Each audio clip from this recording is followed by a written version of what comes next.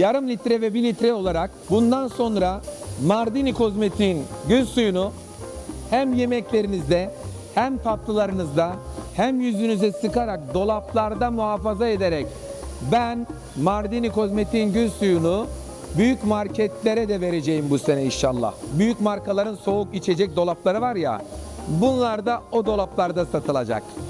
Soğuk sistemle buradan çıkacak, soğuk sistemle doldurulacak ve büyük marketlerin raflarının buzdolaplarına girecek.